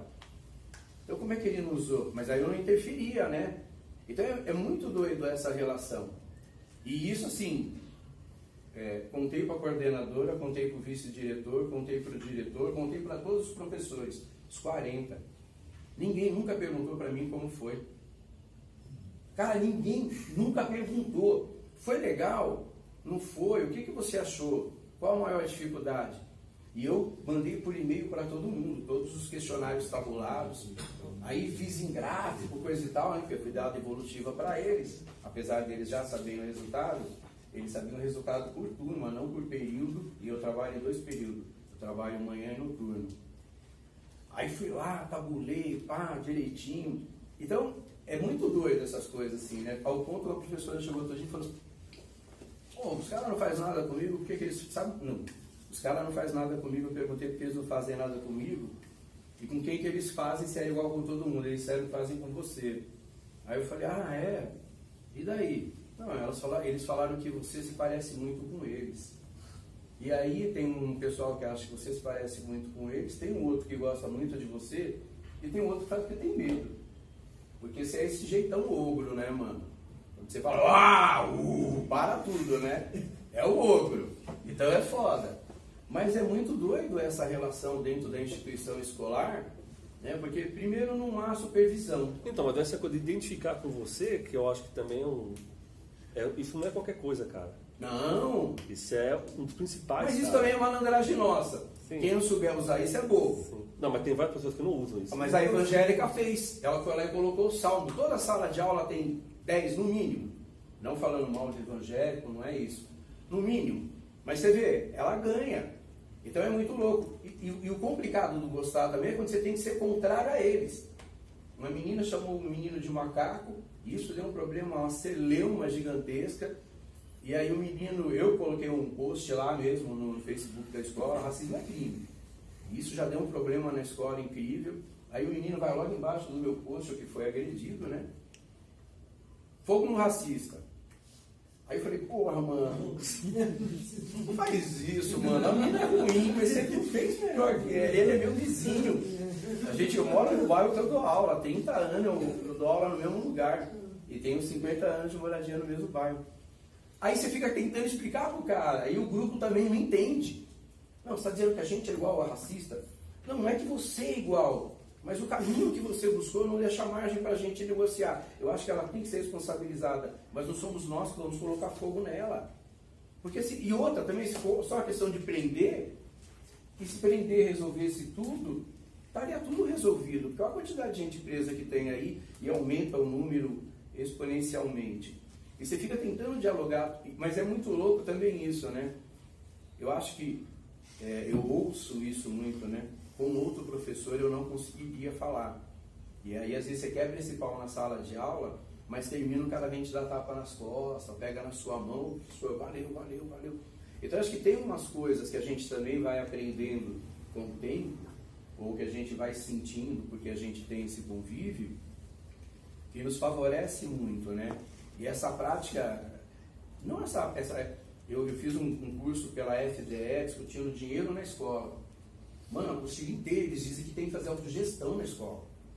Está escrito autogestão, tanto é que todos os documentos que eu escrevo para o meu diretor, eu coloco que tem que ter autogestão na escola. Porque, porra, a FDE, mano, é do MEC. É do MEC. Ninguém vai poder dizer que eu estou errado, ninguém pode me responsabilizar mais. Então eu cito página, tudo direitinho. Então é complicado, assim, porque primeiro você está lá sozinho. Aí eu também me sinto preocupado com a questão do resultado.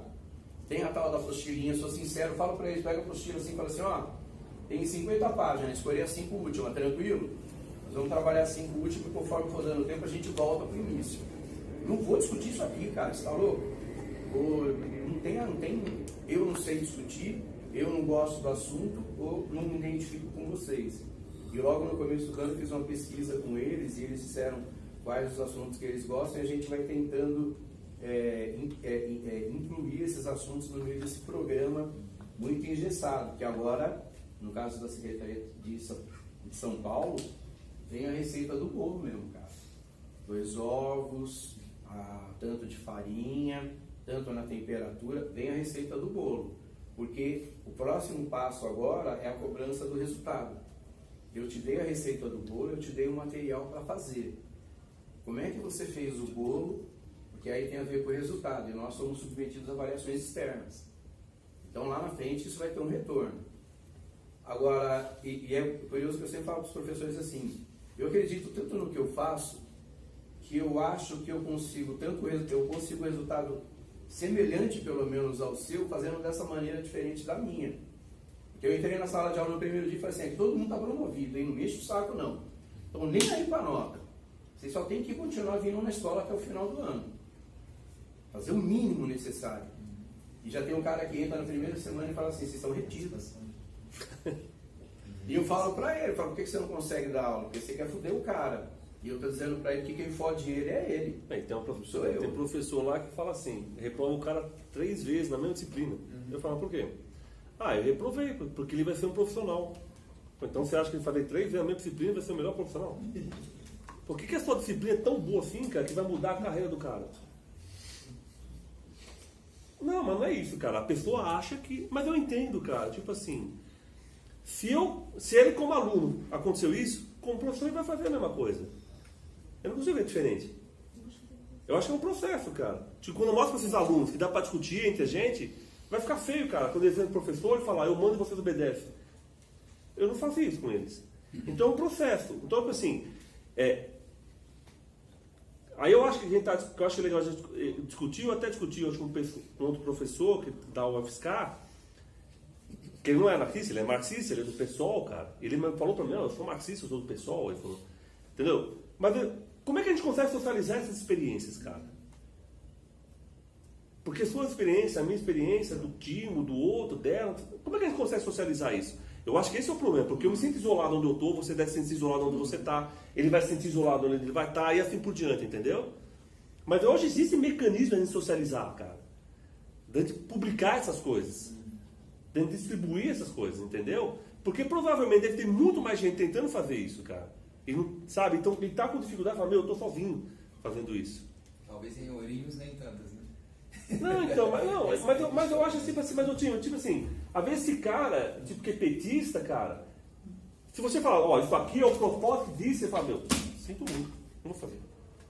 Mas você fala, vamos fazer desse jeito. Que nem você falou, o cara pede autogestão. Sacou? Tipo assim, mas isso é uma autogestão capitalista. Eu também acho que é, mas, cara, como é que a gente vai lidar com isso? Como é que a gente vai fazer isso, entendeu? Há uma apropriação da palavra. Sim. Não há prática da exatamente. Ideia. Bom, mas eu estou dizendo assim, a partir do momento que você colocou no papel, você me deu a oportunidade de argumentar contra você. Isso, exatamente. Você tem que discutir comigo dentro do seu argumento, não é do meu mais. Isso. Porque você disse para mim que a escola tem que ser autogerida. Então é louco, porque você já está num outro nível de discussão. Então é muito complicado, assim, a gente... E é muito curioso, o novo diretor que entrou, o molecada queria fazer o cantinho da leitura, fizeram o cantinho da leitura. Aí colocaram o pneu em cima do outro para a galera poder sentar. Aí eu fico só na minha, né, meu? Porque eu conheço o moleque, o moleque porra, eu quase fui expulso da escola, se eu tivesse... Eu não estaria aqui, eu dei rodo em professor, eu era terrível, eu era intragável. Por isso não dá pra você ser aquele professor, né, cara? Porra. Senão é uma proteção, né, cara? Os caras cataram o pneu, levaram pro andar de cima da escola lá e começaram a rodar o pneu. Aí eu falei, só falta vocês colocar dois cabos de vassoura, que a gente fazia na rua antigamente, e sair brincando com o pneu. Eu falei, porra, mano. Aí daqui a pouco alguém joga o pneu daqui de cima, tem um andar de baixo. Porque sempre tá todo mundo de boa, mas tem sempre um de nós que tá mais na neurose. Aí joga, aí acerta o outro lá embaixo, aí eu vou falar pra ele assim, que nem eu na história do racismo, desculpa, eu te ofendi. Mas você tá com o pneu na minha cabeça, mano, me machucou, porra. Não, desculpa, eu me ofendi, não cabe mais. Então é muito doido. Aí o diretor de esquerda, né? Cara de esquerda, que no novo regimento interno da escola é um bagulho que me impressiona. Os professores não podem, aí tem lá falando sobre a nossa prática, usar determinadas coisas que atentem contra a segurança nacional. Nenhum dos 40 professores da escola leu, só eu li. Aí eu cheguei e falei assim, gente, vocês veem essa porra aqui? Está dizendo aqui que a gente tem que tomar cuidado que atenta contra a segurança nacional. Só que tem que passar pelo conselho de escola. Então a gente pode excluir isso aqui. Vamos excluir isso aqui, vocês estão loucos? Ninguém leu o negócio? O Estado manda o documento pronto que o diretor não leu, que passou para todo mundo, que vai ser aprovado pelo conselho e vai virar lei dentro da escola. A outra é que nós não podemos falar mal das autoridades constituídas. Falei, cara, nós não podemos falar mal do governador. Eu não posso entrar na sala de aula e falar que o Bolsonaro faz cagada por isso, por isso, por isso. E ninguém lê. Ninguém lê, cara. Minha cara caiu assim. Aí eu tirei foto do documento, coloquei nos grupos de WhatsApp de aluno, mandei no Facebook da escola, fiz um maior estardalhaço. Aí o diretor chegou e falou assim, mas a gente pode tirar? Eu falei, cara, eles mandam um documento padrão. A gente trabalha com o documento padrão. Você tira, se ele falar que tem que manter, a gente volta para a discussão. Agora, o que não pode, a gente aprovar sem ler. Porra, é isso aí. Mas o que me espantou é que, como eu fiquei 10 anos fora da sala de aula, nunca chegou um documento com esse teor. Nunca chegou a palavra segurança nacional. Nunca chegou a autoridade constituída. Então, nós já estamos entrando num outro nível de controle muito mais concreto da nossa prática cotidiana como educador. Eu tinha algumas coisas voltando um pouco à questão do livro e tal. Acho que seria legal trazer um pouco mais, talvez, do diálogo, mas você mesmo falou, né, que você estava mais na Rússia e com alguns anglófonos, né, mas o próprio Hatzel, né? O Hatzel era um geógrafo alemão no século XIX. Ele pega essa ideia da competição, né, entre organismos vivos e leva para o livro dos estados. Na verdade, criando ali o fundamento dessa ideia de que a Alemanha nazista, que vai fazer uso desse tipo de ideologia, tem um direito natural à expansão do seu espaço mental que vai ser usado. Eu acho que isso seria legal, sabe? Porque tem uma implicação forte ali, tanto que, por exemplo, também pelo lado de geógrafos da Alemanha, e aí fica mais triste ainda, né, que o Kropotkin acaba criando uma relação afirmativa, né, com a guerra, assim, se decidindo por um lado, porque os geógrafos da Alemanha entendem a Primeira Guerra Mundial como o maior e melhor experimento de geografia aplicada até então. Né? É isso, né? Porque a geografia ela é totalmente, né, a favor da pátria, ela tem a função, estava escrito em documentos na época, de criar um cidadão obediente às autoridades, né? E aí, no século XIX, então acho que o Hatzel poderia, né, em algum segundo momento, entrar nessa discussão. Aí uma segunda coisa, contextualizar talvez um pouco, né, quando você fala sobre, é interessante eu acho, né, quando a gente fala sobre as críticas em relação ao Kropotkin, por exemplo, que é o Malatesta, vai dizer com isso aí, se for assim, né, a gente nem precisava lutar, porque as coisas caminhariam não. Seria um pouco discutir, né, a questão do positivismo em relação a esse tipo de ciência, né, porque os anarquistas do século XIX, nesse século XXI, tinham uma relação muito afirmativa, né. O aumento de conhecimento levaria necessariamente a uma maior justiça da sociedade. Aí tem o livro do James Scott, que são duas saudações para o anarquismo, né?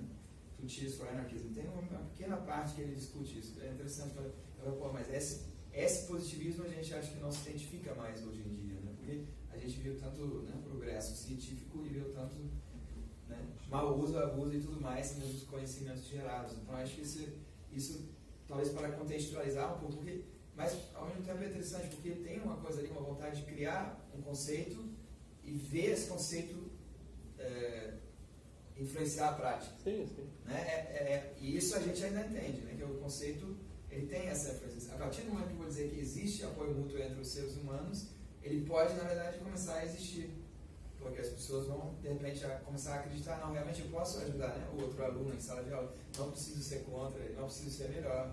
Na hora que você diz todo mundo passa, esse tema não está mais presente na sala de aula. Não é mais a questão se você está melhor do que eu, não é mais quem copiou de quem ou não, ou deixar ou não, o outro ler, né? Você acaba com isso. Né? Mas eu acho que, mas o que ele falou também, mas eu acho que isso é possível, né? Como você disse, o governador não vai lá na sala para saber. Não, então, agora aí tem uma coisa, aí compartilhando, quando o outro professor fala, legal, você não tem trabalho, e por isso que você faz, né? Tem uma questão da responsabilidade. Eu acho que dentro das instituições existem hierarquias, elas não são totalmente inexistentes. Então também não iludir, né, o aluno, o estudante, não, somos todos iguais. Não somos todos iguais. Não, acho que não. É uma relação, né? Eu falo sobre isso também porque eu participei de um projeto de pesquisa no ano passado, onde teve, assim, um processo muito complicado. O coordenador da pesquisa simplesmente decidiu se isentar. Ele é professor na Inglaterra, a gente pesquisa uma favela no Rio de Janeiro. Chega um momento que ele decide não aparecer durante todo o ano da pesquisa. E ele, em um momento ele justifica porque não aparece. Aí quando eu, obviamente, enfrentei ele no final da pesquisa, eu falei, cara, sabe? Ele falou, não, porque eu achei que era um momento que não era bom, eu interferia, porque seria muito de cima para baixo, a gente precisava fazer essa coisa. Ou seja, a gente não pode se retirar as responsabilidades que a gente tem, enquanto o que for dentro dessa estrutura hierárquica. Então, mas eu acho, Só para terminar, aí eu meio que vi que isso talvez seja um pouco mais dessa esquerda, que não é tão resolvida nessas questões, eu acho, em relação à hierarquia e tudo mais. Pelo menos eu falei com ele, cara, você está meio que criando uma ideia de um toyotismo acadêmico. Sabe assim, baixa as hierarquias. Exatamente. Afinal das contas, ele está só querendo se livrar da responsabilidade. Mas na hora que tinha várias questões críticas, ele se colocava como quem mandava. Mas nos momentos que ele não queria trabalhar, se colocava como, não, eu não quero me meter, porque eu acho mais horizontal a gente... Então tem, né, essas questões. Então acho que eram essas três coisas. Não, eu acho assim, cara, quando isso foi discutido na faculdade também, é muito comum isso, né? Eu acho que tem uma diferença. Eu acho que, afinal, coordenador não é por acaso. Se tem um co na frente, não deve ser por acaso, né, cara? Você chama ordenador. O cara só dá ordem, entendeu? Mas se tem um co na frente, é porque ele está tentando, né, fazer alguma coisa que, tipo, funcione de uma forma mais coletiva, entendeu? Eu só consigo ver desse jeito, cara. Senão, ordenador, eu dou ordem, você obedece, acabou. Eu acho que, tipo assim, quando o cara veio falar isso daí, eu acho que... Qual que foi o problema que eu percebi ali especificamente, né, cara? Esse professor se sente incomodado. Porque esse aluno vai chegar para ele e vai falar, olha, eu fui lá naquela reunião e tem uma outra forma de fazer isso, e não é da forma que você faz. Então ele veio me questionar nesse sentido, eu acho. Mas em nenhum momento eu estou fazendo isso para questionar o trabalho meu. Não é problema meu. Mas você questiona. Não, sim, mas eu digo assim, se o cara... Não, mas eu digo assim, se o cara... Meu, eu estou falando com os alunos. A gente está fazendo desse jeito. Na faculdade é assim, cara. O professor chega lá e fala assim, olha, eu te passo com 0,1 a mais ou 0,1 a menos, eu te reprovo. Cara, eu não fico discutindo o seu trabalho. Se você acha que tem que fazer isso. Os alunos, eu chego, a prova, eu falo assim, vocês vão fazer na casa de vocês em dupla. Você discute na prova e depois vocês me tragam. Aí tem um professor, mas você não pode fazer assim. Por quê? Porque, isso não é prova. Tá bom. Continua fazendo do seu jeito. Mas, como você disse, você questiona.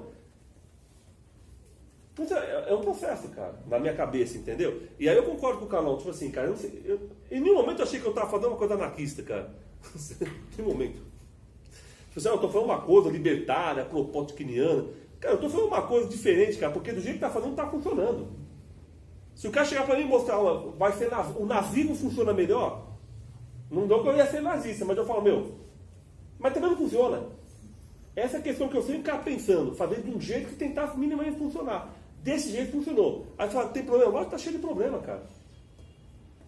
Agora, o que eu acho engraçado é como, às vezes, as pessoas, tipo, falam, olha, tem que mandar, tem que obedecer, corta a bolsa, faz isso. Acabou. Então, é estressante, cara, você ficar discutindo isso daí. Seria muito melhor chegar e falar, pessoal, fazer que nem esse professor, manda, obedece, acabou, cara. Ninguém fica me estressando. Pelo menos eu penso assim. E da responsabilidade é um negócio muito louco, assim. Eu aprendi, né, trabalhando com ONG, que a gente faz os combinados. Não pode ir no banheiro na escola, cara. Só no intervalo, na hora da entrada. Gente, qual é o nosso combinado aqui? Não. Pode ir um de cada vez? Pode. Pode. Professor, eu quero ir. Ou o Amir acabou de ir, enquanto ele não voltar, a Sibeli não vai, tranquilo? Ou às vezes, vai lá. Não, mas o Amir está lá. Como é que ele vai? Como é que a Sibeli vai se o Amir está lá? Então espera, eu nem vi que o Amir saiu, porque não dá tempo. Aí você fica vendo ali a coisa funcionar de uma outra maneira, e é essa coisa, né? Agora, eu sou bem ordinário mesmo, como eu sempre tive dificuldade com o professor. Eu também tive. Eu sempre fui mau aluno no ensino fundamental e no ensino médio. Eu vim do punk, então a gente bebe em outras águas, a gente acredita que consegue aprender sem a escola. Então acho que isso me moldou a ser um pouco meio radical. Então eu faço isso meio ordinariamente, porque eu sei que os alunos vão falar para os professores. Faço mesmo. Por que você submete a avaliação, os outros não? Não sei, não sei perguntar para o outro, né? Para mim, eu estou aqui fazendo a minha parte aqui. Ah, mas o fulano não, só não gostaria de ouvir dele. Fala de mim, mas dele você guarda para ele e fala para ele. Né? Então, até porque dos que eles estão falando, eu ouvi, porque eu estava na obrigação de ouvir de maneira diferente até recentemente. Porque eu era o cara que respondia pela escola. Então é diferente nesse momento, né? E até isso, chegar pro cara e falar assim, ó, eu fiz a opção de estar aqui. Não, mas não é melhor ficar lá na direção? Depende do ponto de vista, né? Eu ganhei mais dinheiro durante um período, mas agora eu não quero, esse dinheiro já não me faz, não é que não me faz falta, vai me fazendo mal, porque me traz problemas com os quais eu não consigo lidar. Por outro lado, eu convivo melhor com vocês do que eu me convivo com um adulto profissional. E é verdade, com uma parcela significativa. Então fica muito mais tranquilo. E aí também acho que tem uma outra vantagem, né? Morar no bairro. Mano, você encontra a mãe do moleque. E aí, meu filho, como tá? Ah, senhora, eu estou sem tempo para falar agora. Então acho que tem essas coisas. E aí você consegue. É louco, mano. De um lado, né, tem uma coisa que eu fiquei pensando. De um lado a gente tem esses documentos mais radicais. Foi no PNLD um livro infantil, infanto-juvenil. O Anarquista no Sótão. Eu estou louco para comprar o livro. Cara, foi um catálogo para escolher o livro. No livro didático de história do 9º ano, entra o tema aí, para discutir a questão da identidade. Ele cita Maria Lacerda de Moura. Eu fotografei, mandei para todo mundo. Eu falei, caraca, mano. Pô, que porra é isso aqui? Agora nós estamos na sala de aula agora. Não, você não falou que os caras colocaram o livro do Silvio Galo para ser? Pô, o Silvio Galo, cara, para ser escolhido no PNLD. Outro de um livrão desse tamanho, para todos os alunos que a gente escolheu. Eu falei, caraca, mano. É que acho que o anarcocapitalismo e o anarconacionalismo devem ter pavimentado uma rodovia para nós, né? Porque os caras devem estar falando, esses caras são muito facinho da gente. Ou, cara, ou tipo assim, nós dentro da estrutura não conseguimos dar nem um beliscão, cara. Não. Então, para ele, você pode discutir o que você quiser. A estrutura já está tão montada, cara, que você vai ter até dificuldade quando você vai fazer alguma coisa diferente. Eu acho que isso é um problema para a gente pensar.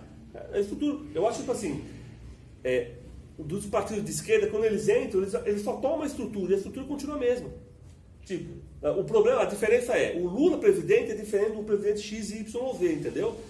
Aí você fala, não, ele fez o quê? Ele fez um monte de gente ascender socialmente, mas a estrutura continua a mesma. Os anarquistas, eles vão para questionar essa estrutura. Eu acho que isso é Agora, fazer sozinho é difícil, cara. Você não consegue questionar quase nada, né? Eu acho que também tem essa questão. Você pode colocar o livro do Bakunin, cara, pro cara ler. A estrutura está montada de tal forma, cara, que não vai mudar muita coisa. Ele leu e tal, e aí? Eu acho que isso me lembra uma vez, cara, que foi... Sabe, você já viu aquele filme Quanto Vale a por Quilo? Uhum. Pô, não é qualquer filme, cara. Né? Aí eu fui ver o cara que fez o filme, esqueci o nome dele. Não é o Silvio, é outro cara. Bianchi. É isso aí. Foi num céu, lá na periferia. Aí eu fui lá no filme e tal, né, cara? Ele foi discutir. Aí eu fiz uma pergunta, eu queria fazer uma pergunta. Pô, mas esse filme choca, né, cara? Quem que pediu pra passar esse filme nas escolas? Isso aí foi o José Serra. Proibiu? Não, ele mandou passar. Na época ele era prefeito. Foi o José Serra, o PSDB falou que tinha que passar esse filme, né? Era bom. Aí eu fiquei pensando nisso, falei, por quê? Por quê, meu amigo? O negócio tá tão fechado, você pode passar o que você quiser, cara, lá dentro. Que vai ser muito difícil você mudar com a estrutura. Eu acho que isso que é quando 2 alunos chegam para mim e falam, professor, tira a bolsa dele. Aí eu fiquei pensando, é 2 meninos, cara. Tem 18, 19, 20 anos. Mas o que eles querem? Eles querem, tipo assim, cara, punir. Por quê? Porque é assim que a cabeça deles funciona, cara. Então, olha a dificuldade que a gente tem, cara, tipo assim, de lidar com essa situação. Porque, cara, a estrutura está montadinha. Por isso que às vezes eu acho, tipo assim, cara, que a gente está passando esse processo de cada vez mais autoritarismo, cara, mas essa estrutura permite você ser mais autoritário ou menos autoritário. A questão é você não ser. Entendeu? Que é o que propõe os anarquistas, cara. Aí eu acho que é um problema, você entende? Como é que a gente vai, tipo, de alguma forma, né? Aí eu acho, conversar com pessoas que não são, cara. E a gente vai ter que saber avançar, recuar, entendeu? Eu penso assim, né, cara? Senão a gente sempre vai ficar, tipo assim, uma coisa muito teórica. Né? Ah, que legal, cara, tal, mas e aí? Eu sempre fico me perguntando sobre isso, cara. Sabe, a minha questão que eu fico pensando, tipo assim, cara, o mundo que eu quero? Um mundo só tem anarquistas? Pô, cara. Fudeu, bicho. O mundo só tem anarquista. Como diz o meu amigo Guilherme, ali, se tiver um mundo só tem anarquista, nós estamos fodidos, nós vamos brigar. Cara, não vai ter, cara. Então, eu acho que essa função. O que nós queremos, cara, enquanto anarquistas? Eu fico sempre me questionando isso, cara. Porque eu fui pensando nessas estruturas, como é que a gente consegue lidar com ela, conversar com pessoas que não são anarquistas, o que eles topam trabalhar junto com a gente, né? E a gente vai, sei lá, fazendo alguma coisa, cara. Minimamente a gente faz alguma coisa, eu acho.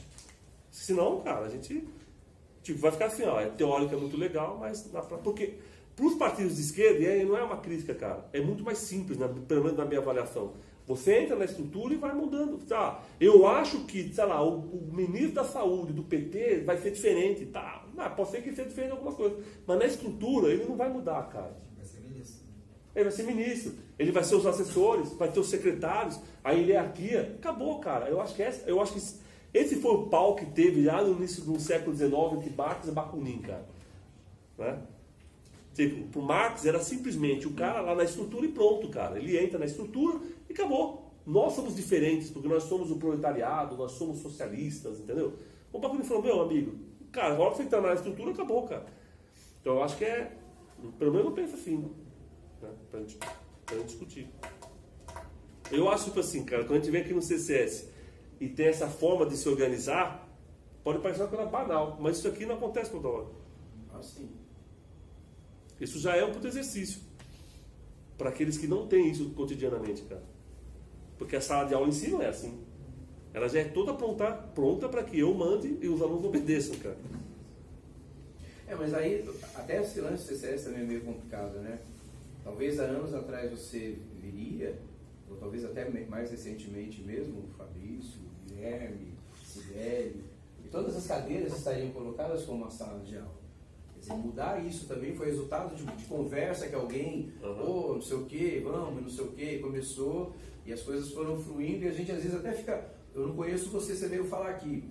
Como que você quer que a gente coloque as cadeiras? É sério. Eu sei. Porque aí de repente a mesa te dá uma segurança, Sim, sentar atrás dela, que não é para todo mundo também que é sentar assim e vamos aí trocar ideia.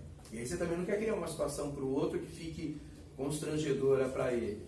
Né? Então o ideal seria o máximo de informalidade. Não, mas já veio, não dá para fazer, por exemplo, uma sala de aula tem 40 alunos, como você vai fazer isso? Às vezes tem uma dificuldade, o próprio espaço se nega a se fazer isso. Né? Às vezes, tipo assim, eu chamo os alunos para discutir um texto, você chama eles para frente, eles têm dificuldade. Aí eu chego para eles, então senta ali, vamos sentar e começa a discutir o texto. E eles discutem de outro jeito. Tipo, eu já percebi também que existe um espaço do professor, cara, que é meio simbólico. Que não adianta você chegar e falar, não, vai ficar tranquilo, cara, fica aqui, de boa. O fato de estar no espaço simbólico do professor me incomoda. E ele é muito diferente quando ele está... Tinha aluno que chorou, cara, uma vez. O fato de ele vir só para o espaço, ele começou a chorar, o menino. Então, tipo assim, cara, eu não falei nada. Então, você entende? Tipo assim, então existem várias coisas, cara, o simbólico, que a gente a todo momento tem que ficar atento. Quer ver? Não é qualquer coisa, é muito complicado, eu acho. Mas a gente está fazendo. Então, eu acho que a ideia de trazer o que não pode discutir e tentar trabalhar essas coisas é porque eu não queria ficar só no teórico, cara. Porque eu não coloquei isso no livro. Ficou uma coisa mais teórica mesmo. Tentar mostrar, olha, como é que vocês veem, como é que vocês estão fazendo, o que vocês acham que está legal, o que não está. Porque acho que também a gente tem que ter essa liberdade de saber que está fazendo alguma coisa e não está dando tão certo. Beleza? Valeu. Ninguém mais quer comentar nada? Tranquilo? Não, tranquilo, está encerrando. Beleza, então.